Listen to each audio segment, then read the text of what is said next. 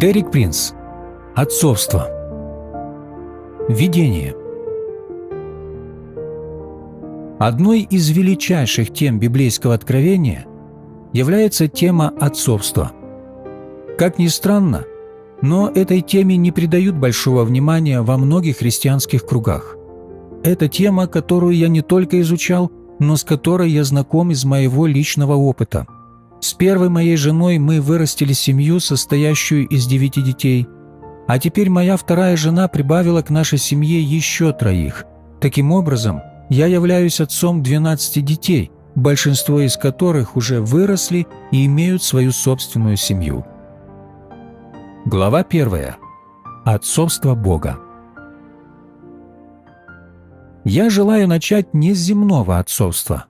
Я хочу начать с отцовства Божьего.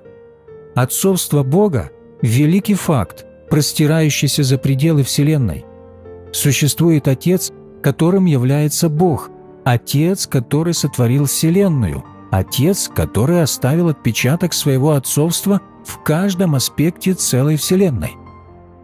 В послании к Ефесянам в 3 главе в 14-15 стихе Павел молится одной из своих самых замечательных молитв.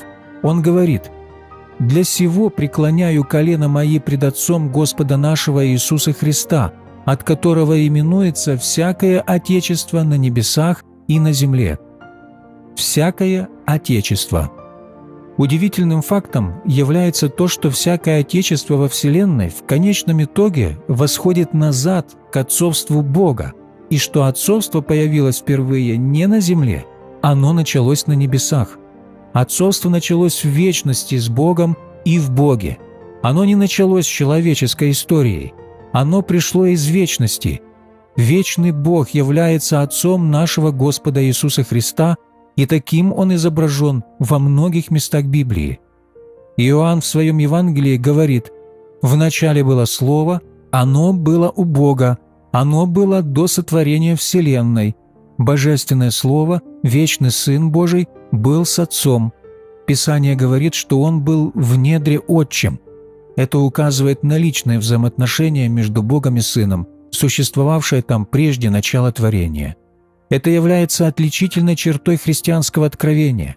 Оно делает христианство не похожим на любую другую религию, которую я когда-либо встречал в этом мире.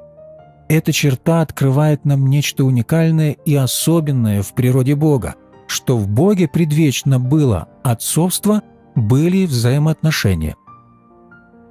Когда на землю пришел Христос, Его окончательной целью было привести к Отцу тех, которые обратились к Нему. Об этом говорится во многих местах Священного Писания. В 1 Петра 3,18 Петр говорит: «Потому что и Христос, чтобы привести нас к Богу, однажды пострадал за грехи наши, праведник за неправедных». Для чего умер Иисус? Чтобы привести нас к Богу. Иисус – наш путь. В Иоанна 14,6 Он сам прямо заявляет: «Я есть путь и истина и жизнь, никто не приходит к Отцу, как только через Меня». Иисус есть путь, тогда как Отец – цель конечного следования. Сколько раз в нашей христианской вере, в наших рассуждениях мы теряем цель Божью. Мы говорим так много о Господе Иисусе Христе, как нашем Спасителе, нашем Заместителе, нашем Посреднике и так далее. Все это прекрасно, но в этом часто нет Божьей цели.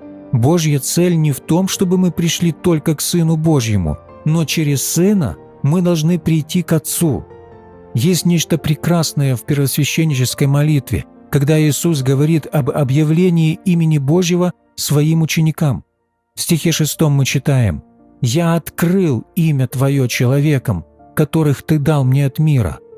В стихе 11 Он говорит: «Отче святый, соблюди их во имя Твое, тех, которых Ты мне дал».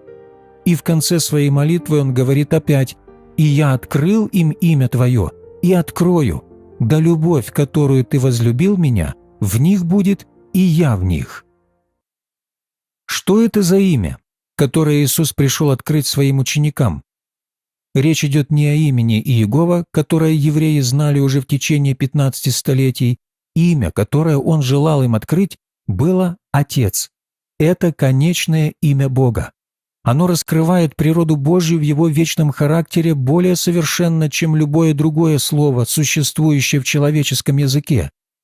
Конечным откровением Бога в Новом Завете является откровение Бога как Отца, и это конечная цель Нового Завета.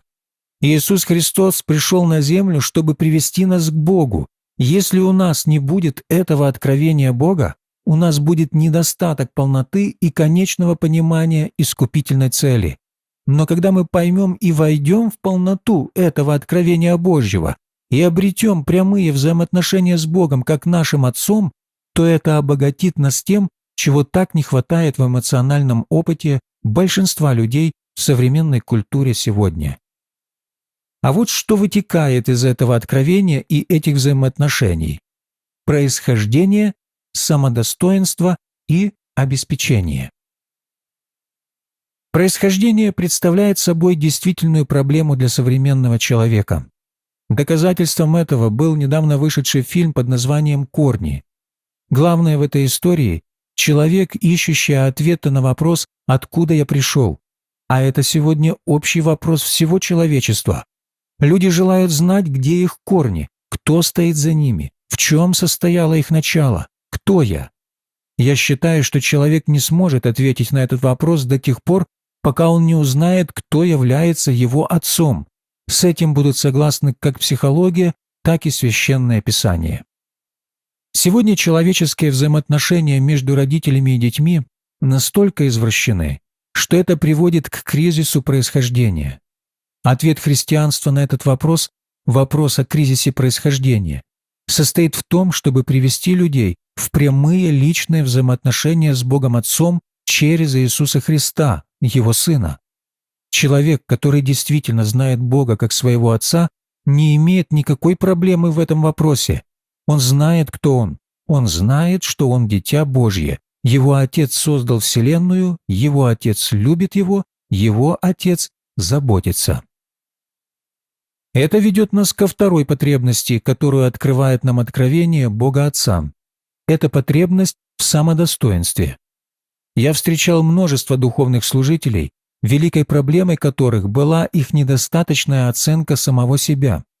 Они давали себе очень небольшую оценку, и это стоило многих духовных и эмоциональных страданий. Иоанн в первом послании, в 3 главе, в 1 стихе, говорит: «Смотрите, какую любовь дал нам Отец, чтобы нам называться и быть детьми Божиими». Когда мы в совершенстве сознаем, что мы дети Божьи, что Бог любит нас лично, что Он интересуется нами, что Он всегда имеет для нас время, что Он желает прямого личного общения с нами, то через это мы обретаем достоинство. Однажды я должен был присутствовать на одном собрании и спешил по коридору. Одна женщина бежала в противоположном направлении, и я буквально сбил ее с ног. Она, поднявшись на ноги, сказала: «Брат Принц, я молилась, чтобы Бог дал возможность встретиться с вами лично, если Он хочет, чтобы вы говорили со мной». «Итак, мы встретились», — сказал я, «но я очень занят и могу вам дать только 2 минуты». Она начала рассказывать свою проблему. Выслушав ее частично, я перебил ее и сказал, что знаю ее проблему, и попросил ее повторять слова моей молитвы. В этой молитве она благодарила Бога за то, что Бог является ее отцом, и что она его дитя, что Бог любит ее, заботится о ней, что она принадлежит к самой лучшей семье во Вселенной, семье верующих во Христа. Затем я попрощался и ушел. Спустя около месяца я получил письмо от той дамы, в котором она писала: «Я просто хотела вам сообщить, что после встречи с вами та молитва полностью изменила все мое отношение к жизни. Я впервые реально обрела чувство уважения к себе». Третье, что открывает нам Библия через откровение Отца, это безопасность. За этой Вселенной стоит не какая-то безликая научная сила, а Отец, который любит нас. Один мой друг однажды бродил поздно ночью на пустынных, продуваемых ветром улицах одного большого города. Его охватило чувство совершенного одиночества и подавленности. Он совершенно не знал, как он сможет пройти по этому городу. Стоя на углу улицы, он просто начал снова и снова повторять «Отче, Отче, Отче». И при этом все больше приходило к нему чувство безопасности. Он знал, что хотя вокруг него сейчас было холодно и темно, он был во Вселенной Детем Божьим, созданным Богом для того, чтобы быть Его детем.